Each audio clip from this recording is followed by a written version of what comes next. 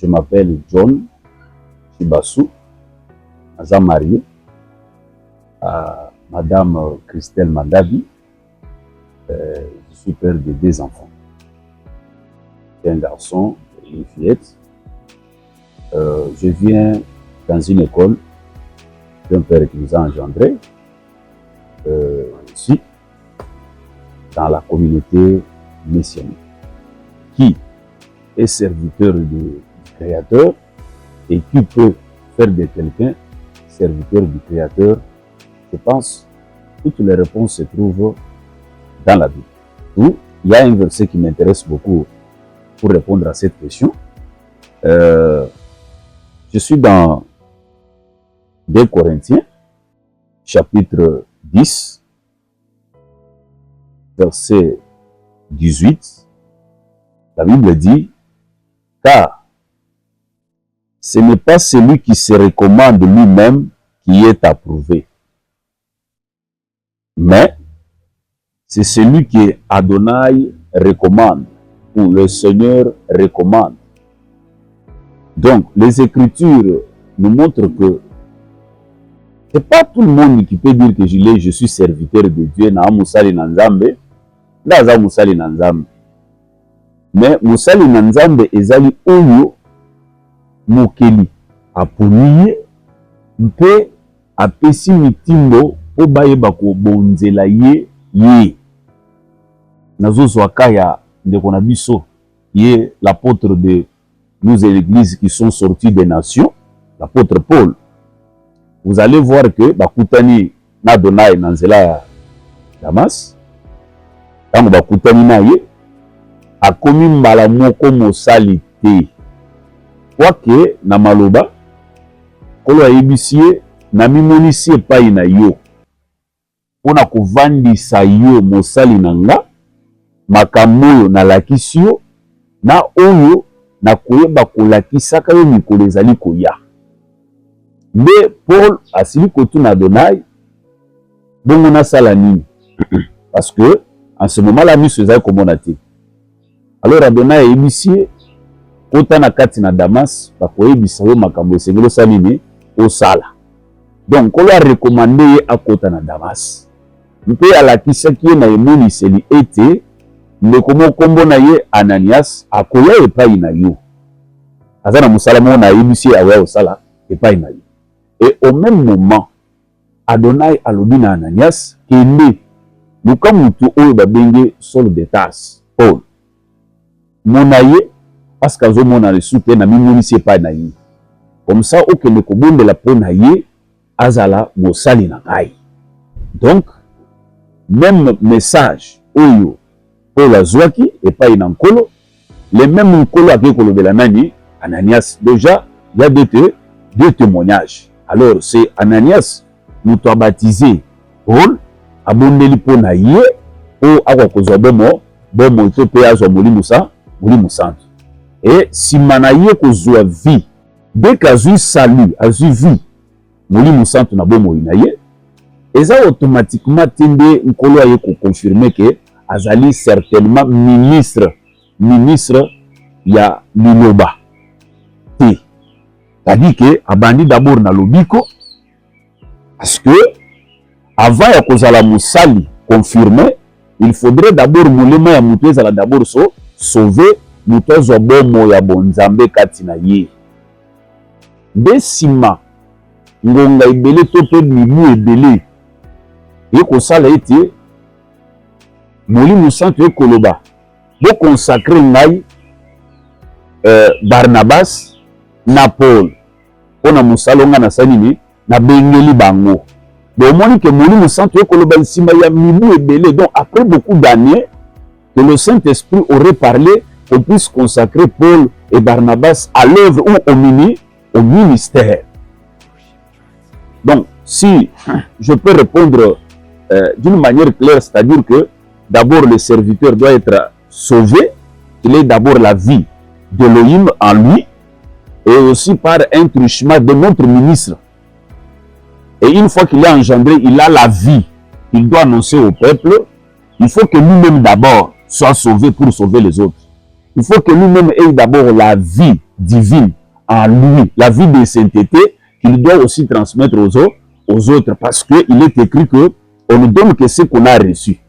Alors si on a reçu l'évangile qui nous a sauvés du péché, l'évangile qui nous a donné la vie, en sorte que le péché soit ôté, la mort éternelle est partie, alors certainement on devient un canal, on devient un instrument qui doit véhiculer ou dispenser la vie au travers de la parole. Et une fois que Elohim trouve que le serviteur est fidèle à sa doctrine, à son évangile, c'est alors que lui-même va ordonner qu'on puisse le consacrer, comme 2 Corinthiens 10, 18 nous a dit, et ce n'est pas celui où il y a une humanité et pas une encolée, où il fait recommander, comme nous voyons aujourd'hui, un père spirituel quelque part, un mentor, tout ce que vous voulez là, pour que aya rebonde la ponaïe. Mais en réalité, c'est pas Elohim qui lui a recommandé. C'est peu ça, si je peux, comment dirais-je, ajouter un petit rien dans cette question qui m'a été posée, qui est serviteur de Dieu?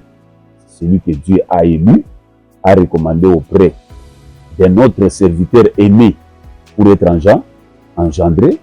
Et il faut un temps de formation.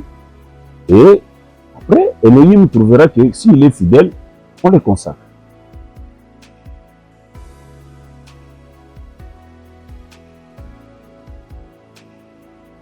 Si je suis fier d'être parmi les ministres, oui, je suis fier parce que Hébreux 4 le dit, et personne ne peut se donner cette dignité d'être ministre s'il n'a pas été appelé comme Aaron, fut appelé par les créateurs par le truchement de Moïse.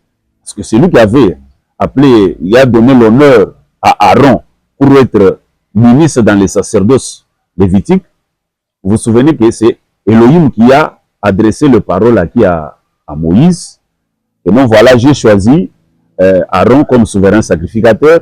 Et aussi, il a même cité ses enfants, fils, 4 fils, pour qu'ils soient là. Donc, c'est un honneur, c'est une dignité.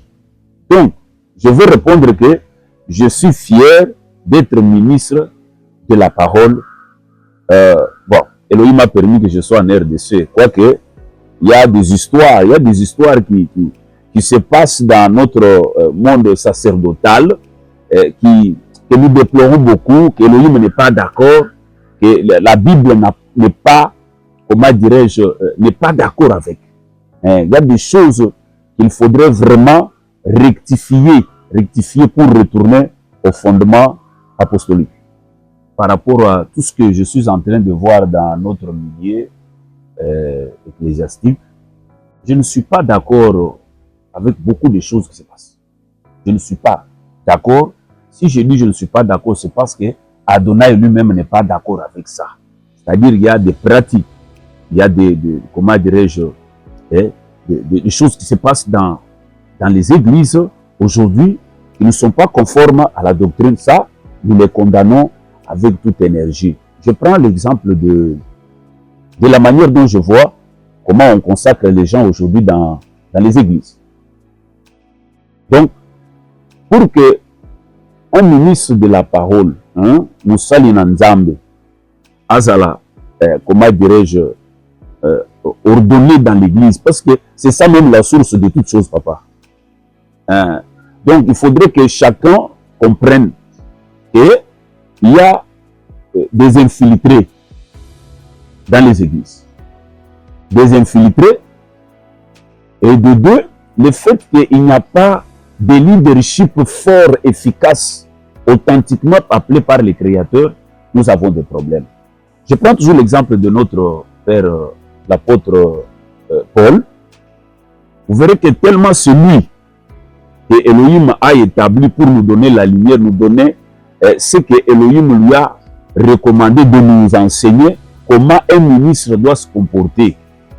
Un homme de Dieu, au préalable, ne peut pas aller à l'encontre de la parole. C'est-à-dire, vous verrez que dans les actions qui se font aujourd'hui, la manière dont on consacre des ministres, vous verrez qu'on consacre les ministres dans les églises sans l'ordre du Créateur. Ça, c'est un. On consacre des évêques, des diacres, sans se référer à l'ado aux critères de la Bible. Et ça, nous déplorons. J'ai suivi quelque part quelqu'un qui dit il est évêque général. Alors, évêque général ne figure pas dans les Saintes Écritures.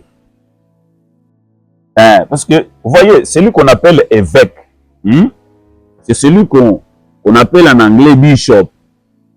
Ça, c'est un titre que nous reconnaissons dans les Saintes Écritures qu'on appelle dans d'autres termes ancien de l'Église. Donc, ancien de l'Église est synonyme de bishop et synonyme d'évêque. Et ça, c'est une charge locale dans une église. Tandis que la manière dont l'évêque doit être consacré, les critères de la Bible ou de la parole nous montrent qu'il faudrait qu'un évêque ait autant de critères. Dans la Bible, si nous lisons dans Timothée 3, on nous donne ce qu'un évêque, un ancien de l'église doit être. Et automatiquement, ces critères-là, c'est ce que doit avoir un ministre de la parole. Qu'on soit diacre, ancien ou ministre de la parole, on doit avoir tous le même critère-là. Si je peux, comment dirais-je, toucher sur ce qu'un serviteur de Dieu doit être. Je suis dans Timothée. Timothée chapitre 3. Je commence par le verset 2.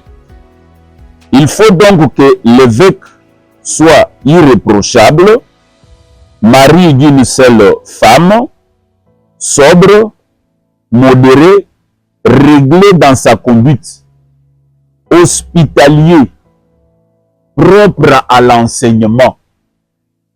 Il faut qu'il ne soit ni adonné au vin, ni violent, mais indulgent, pacifique, désintéressé. Il faut qu'il dirige bien sa propre maison et qu'il tienne ses enfants dans la soumission et dans une parfaite honnêteté. Verset 5 dit, car si quelqu'un ne sait pas diriger sa propre famille, comment prendra-t-il soin de l'église d'Élohim? C'est une question. C'est-à-dire que les serviteurs, d'une manière générale, ils doivent être d'abord eux-mêmes modèles dans la conduite et dans les paroles. C'est-à-dire que la Bible nous montre que nous devons... Il y a une qualité là qui m'intéresse beaucoup. Il faut être désintéressé.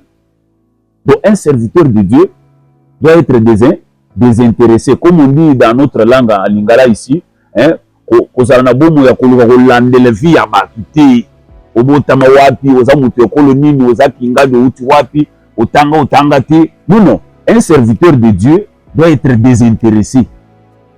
Donc, et on dit un serviteur de Dieu doit être capable de bien gérer ou diriger sa femme et ses enfants selon la parole. Et on nous dit qu'il doit être un peu équilibré dans sa conduite.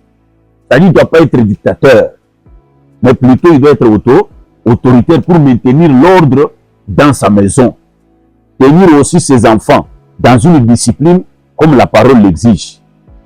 Et au-delà de tout ça, on dit si l'homme de Dieu n'est pas capable de diriger sa femme, la maîtriser, savoir donner des conseils, donner des punitions pour que la personne soit certainement sainte dans sa manière de voir les choses et de se conduire, il ne saura pas le faire pour l'Église. Donc, les Écritures sont tellement ébellées et que pour aussi les saluons sont awati.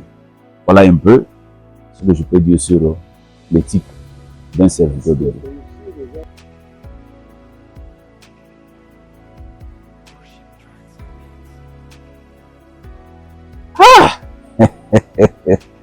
Non, ça me fait d'abord rigoler.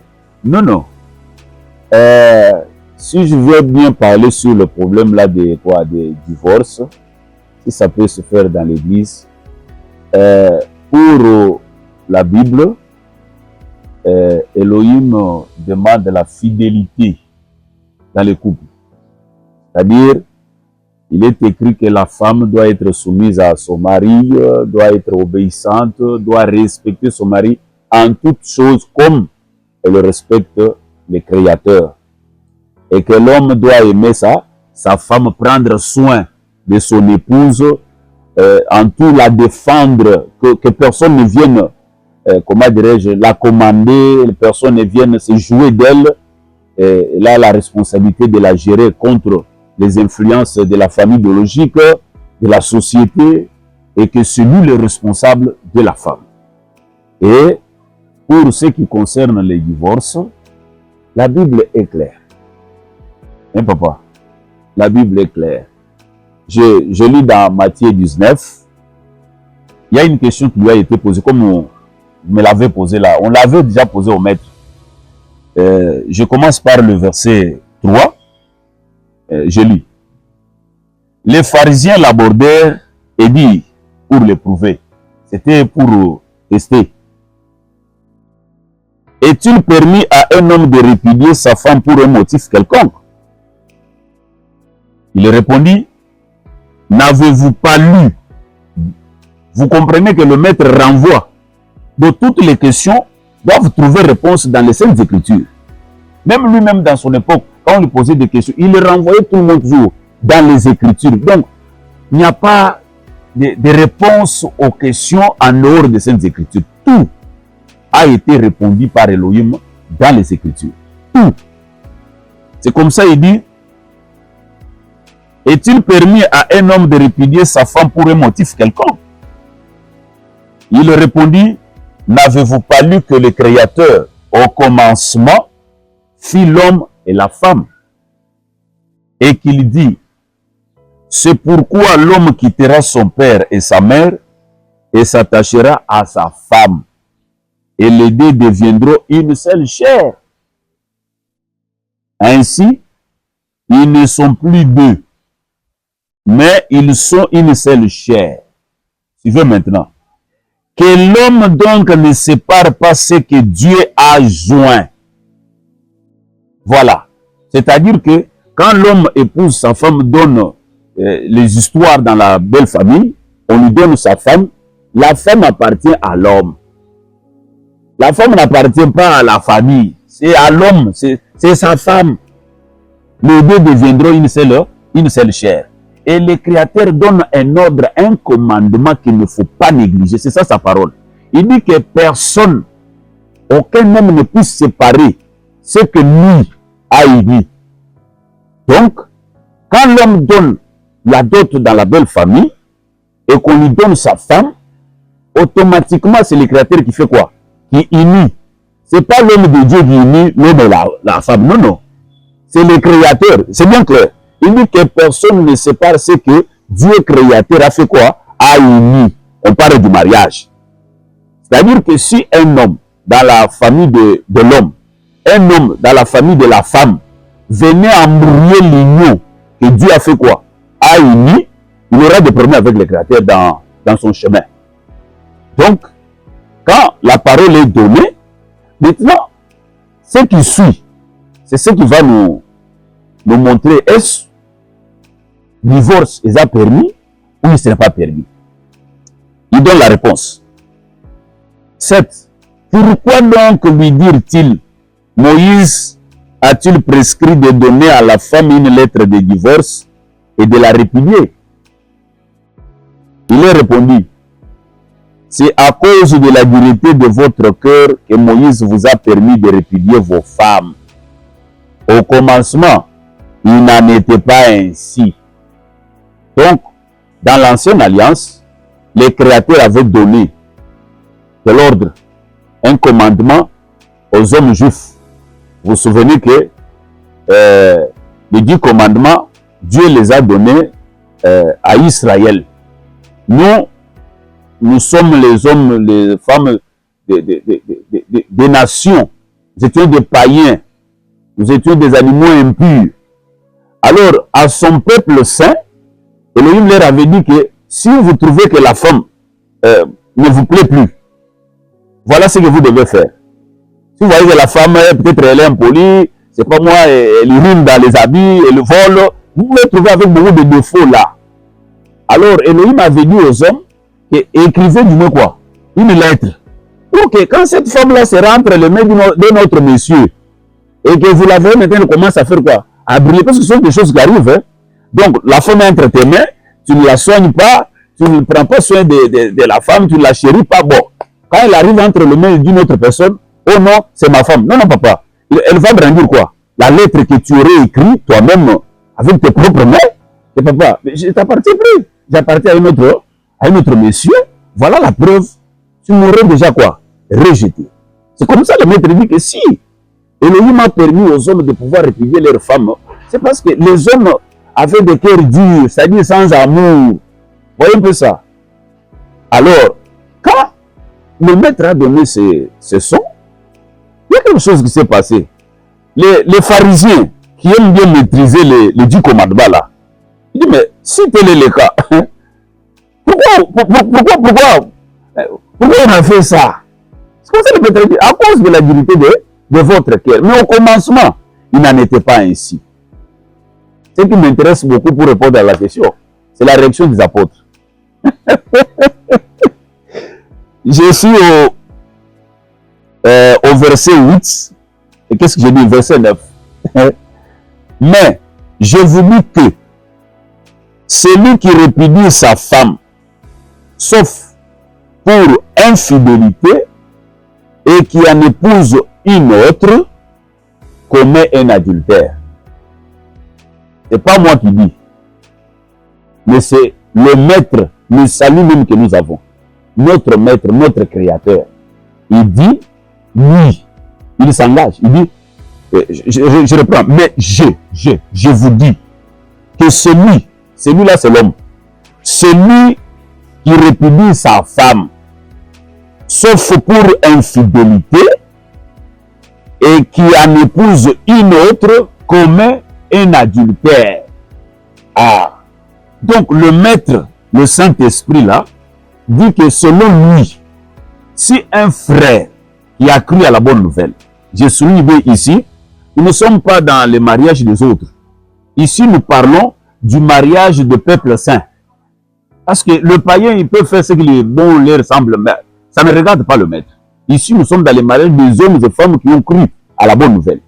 C'est comme ça, le maître dit que si parmi nous, les hommes sauvés, le rachetés, nous sommes mariés, voilà ce que le maître dit pour répudier la femme, pour qu'il y ait divorce. Ce n'est que si la femme commet l'infidélité, c'est-à-dire reçoit une autre sémence, elle peut aller à l'hôpital. Quand elles enfantent là, on voit leur corps. Ça, c'est pas un problème. Mais le maître dit que problème d'infidélité. Ce problème d'infidélité, si seulement un autre homme dépose la semence là-bas, alors le premier homme a l'autorisation de faire quoi? De la répudier. Parce que selon la pensée du Créateur, il a dit, dans un seul champ, on ne peut pas trouver deux semences. Non. Parce que la vie se trouve dans la semence. Le Créateur a sa semence, l'homme aussi a la semence d'homme. Alors, c'est la femme qui est le champ par où on doit déposer. Alors, pour le Créateur, il n'aime jamais le mélange. Lui ne supporte pas ça. Comme ça, il dit à l'homme que si la femme reçoit seulement la semence de notre homme, alors automatiquement, elle est déjà impure. Selon Adonai, tu peux la faire quoi? La répudier. Si vous dites, ok, j'aime ma femme, je la pardonne. Vous voyez un peu ça? Supportez aussi les conséquences. Parce que c'est vous qui la pardonnez, d'accord, parce que c'est votre femme. Si vous la pardonnez, ok, les conséquences viendront. Les conséquences viendront. Donc, je réponds en disant à l'église aujourd'hui, pour qu'un homme puisse répudier notre sœur, ce n'est que si la sœur a reçu un autre homme dans son propre corps. La parole ici est donnée pour tout le monde, les ministres, tout comme les frères et sœurs. Si, vous voyez pas. Regardez la réaction au verset 10. Ses disciples lui dirent, c'est-à-dire les apôtres, ses disciples lui dirent, si telle est la condition de l'homme à l'égard de la femme, il n'est pas avantageux de se marier. Donc, ils ont réfléchi. Dit, tiens, donc, selon Adonai, si je répudie ma femme qui n'a pas commis l'infidélité, je vais commettre l'adultère. Donc, c'est-à-dire si la femme ne commet pas l'adultère, même si elle a des défauts, je ne sais pas comment, éducationnels, ainsi de suite, d'ordre moral, c'est-à-dire, je dois toujours la garder. Oui, ils ont compris, c'est qu'elle s'est mariée. Il n'y a pas d'avantage. C'est là où le bien-aimé Paul a reçu la grâce de travailler sans quoi? Sans se marier. C'est-à-dire qu'ils ont trouvé que, si j'épouse une femme, c'est une charge pour moi, mais maintenant, pour la répudier, pour divorcer d'elle, ce n'est que si elle reçoit quoi? Un autre homme. Alors là, cette condition-là, que Elohim nous impose là, c'est terrible. Donc c'est un peu ça. C'est un peu ça. Qu'on soit ministre, qu'on soit frère, en tout cas serviteur, on ne peut pas divorcer si ce n'est que la femme ait commis l'adultère. Qu'est-ce que je dis? Oui, l'adultère ou l'infidélité.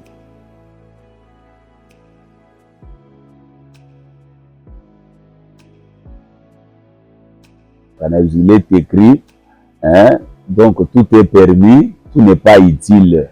Tout est permis, tout n'édifie pas. Et je ne me laisserai pas servir par n'importe quoi. Nous sommes nés spirituellement, papa. Nous marchons selon l'esprit pour que nous n'accomplissions pas les désirs de la chair. La Bible le dit. Donc, un homme de Dieu, un frère qui a cru à la parole, doit suivre les instructions de la doctrine. Et papa, donc c'est-à-dire que le problème qui est là, c'est quoi? Vous voyez le verset de 1 Timothée 5 là. Je pense 1 Timothée 5, ça nous crée toujours des problèmes.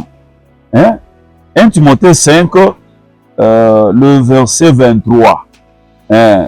Il est écrit, ne continue pas à ne boire que de l'eau, mais fais usage d'un peu de vin à cause de ton estomac et de tes fréquentes indispositions. C'est clair. La parole recommande à notre bien-aimé ministre de la parole Timothée, c'est-à-dire à tous les fils bien sûr, à tous les ministres, à nous l'église. Il dit, ne continue pas toujours à faire quoi? À ne boire que de l'eau. Mais à cause de ton estomac et à cause de tes indispositions. Donc, c'est-à-dire que chaque fois que l'apôtre marche avec quoi? Avec le bien-aimé Timothée, Timothée présentait toujours de quoi? Des problèmes dans sa santé. C'est-à-dire la constipation. Vous voyez? Il était toujours indisposé par la constipation. Il avait cette maladie-là. C'est comme ça. Son père lui dit, non, ne continue pas seulement de boire de l'eau. À cause de tes fréquentes indispositions. C'était vraiment fréquent. Il était toujours indisposé. Papa, je ne me sens pas bien, tout ça.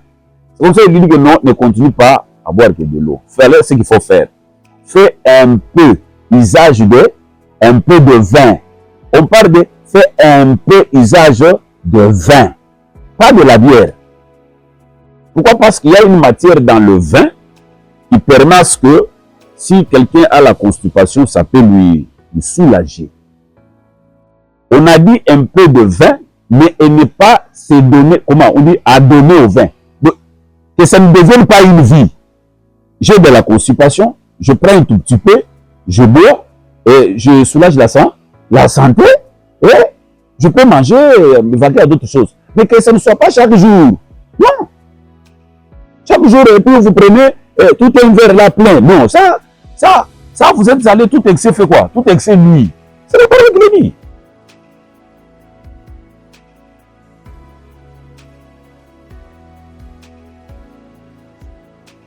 Bon, je venais de dire ceci. L'écriture nous montre ceci. Tout excès nuit. C'est-à-dire que si lui boit, papa, si le serviteur boit comme ça, il est déjà allé au-delà. Donc, il n'a qu'à payer les conséquences, mais ce n'est pas permis. Je pense qu'il y a un verset dans Ephésiens 5, 18 qui parle de « Ne vous enivrez pas de vin ». C'est de la débauche. Soyez au contraire remplis de l'esprit. C'est-à-dire que la Bible dit, si nous prenons, comme la Bible dit que non, un peu de vin, si nous avons des problèmes de la santé, de la constipation, un peu, pas plus. Si vous allez au-delà, c'est vous qui péchez, c'est pas nous, papa. C'est pas permis. Je pense que quand le maître est entré dans les temples, si vous vous souvenez, il a fait un fouet, il a trouvé qu'il y avait du commerce dans les temples, à l'église. Il les a tous fait quoi? Foutus dehors. Il dit, comment pouvez-vous faire les lieux du culte, de la prière, un lieu du commerce? Du commerce, ça devient business. Comme nous voyons passer par là, ministre, ça devient du business. Du business. C'est-à-dire qu'on ne peut pas vendre de l'eau. Hein? Nous avons reçu gratuitement.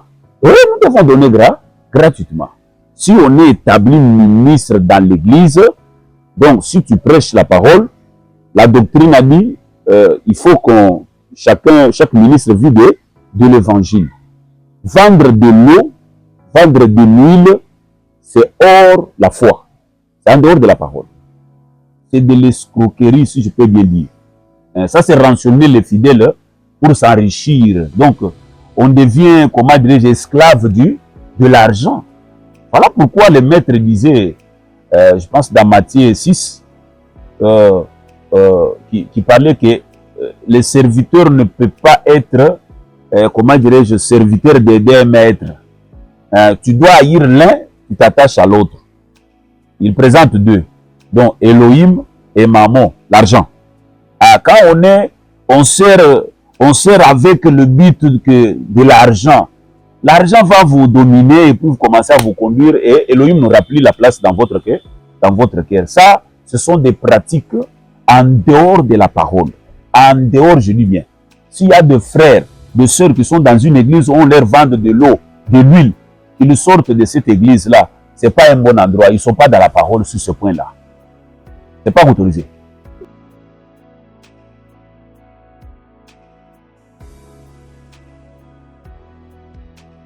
Noir sur blanc, c'est un commerçant, c'est un aventurier. Hein? Le maître a dit, je vous ai donné gratuitement. Ce n'est pas écrit, ce n'est pas de fondement biblique, papa. Hein? Matthieu 10. Matthieu 10, le verset 8. Il dit, guérissez les malades, ressuscitez les morts, purifiez les lépreux. Vous avez reçu gratuitement, donné gratuitement. C'est lui qui parle. Le Saint-Esprit, le Dieu créateur qui parle. Il dit, il nous a donné le pouvoir de guérir toutes sortes de maladies et des infirmités. On doit ressusciter le mort en son nom. Vous voyez, papa? Et il dit, vous avez reçu comment? Gratuitement. Et s'il faut aussi donner, on donne gratuitement. Et je reste fidèle à sa parole. Eh papa, ça dit si quelqu'un demande de l'argent, un serviteur qui demande de l'argent pour soit chasser un démon dans quelqu'un, bon, il demande de l'argent, mais comment le donateur a dit que je vous ai donné ça gratuitement, donné aussi comment? Gratuitement. Oh, mais ça c'est du commerce, de la cupidité. Hein? Ça dit ce ne sont pas de bonnes personnes, papa. Vous verrez que même Jéthro, quand il parlait avec Moïse, hein, comme, vous voyez, le gouvernement et l'église, nous faisons la même fonction de l'administration. Nous gérons les gens. Et aussi gèrent les gens. Vous verrez que le bien-aimé là va donner conseil à Moïse en lui disant, en tout cas, si tu es seul en train de faire ce travail, tu ne vas pas arriver à la fin. Tu vas mourir. Voilà ce que je vais te dire que tu dois faire. Choisis un peu des hommes qui sont capables. Il parle de la capacité. Et il parle qu'ils sont ennemis de l'argent, c'est-à-dire qu'ils ne soient pas cupides. Donc, la parole est toujours là. Ça, quand vous trouvez un serviteur qui fait ça, c'est un commerçant, il est rempli de la cupidité. Et il entre dans le rang de cet homme ici, le prophète qui est Balaam. Hein, c'est la cupidité qui a fait en sorte ce monsieur-là, il a bien commencé son ministère et à la fin, il est allé à la dérive à cause de l'amour de l'argent. Hein?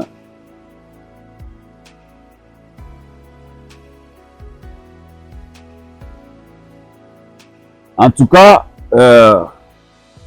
pour l'église corps, il est vrai, ce qui arrive dans les assemblées, personnellement, en tant que ministre, je suis conscient. Et le jour où le maître est né, on l'a présenté dans les temples, il y a une prophétie qui était sortie dans la bouche de Siméon. Il va recevoir l'enfant et il dit à Joseph et Marie, il leur dit, voyez cet enfant ici. Et il est un signe qui provoquera la contradiction sur la terre. Et cet enfant est destiné à faire chuter les uns et relever les autres. Donc, tout autour de l'évangile, de la doctrine, il y aura des confusions, des contradictions. Mais, pour ceux qui me suivent, je leur toujours conseille ceci. Ayez le sentiment qu'avait le bien-aimé de Thessalonique. Tout ce qu'on vous prêche par des serviteurs dans les églises, vérifiez si c'est écrit dans la Bible. Vérifiez. Parce que si vous ne vérifiez pas, ça sera que le conducteur est déjà à côté. Comme Osée 4:6 le dit, mon peuple est détruit et perdu faute de la connaissance. Mais toi qui es dans les sacerdoces, puisque tu as jeté la connaissance de la vérité, je te rejetterai et tu seras dépouillé de mon sacerdoce et j'oublierai même les enfants que tu as engendrés qui t'appellent Dadila. Alors, si vous appelez tel votre père dans la foi, vous devez vérifier si c'est que votre pasteur vous prêche là, vous dit là, est-ce que c'est conforme? Où est-ce que Paul l'a dit? Où est-ce que Pierre l'a dit? Où est-ce que Jean l'a dit? Où est-ce que lui-même le maître l'a dit? Si vous trouvez que oui, ce que le pasteur vous prêche, c'est ce que le maître a dit, c'est ce que Paul, Pierre, Jacques ont dit, alors vous êtes dans la vérité. Mais si ce n'est pas le cas, la Bible recommande sortez du milieu d'eux pour ne pas participer à leur péché. Voilà un conseil que je peux donner à l'église corps. Merci, pasteur.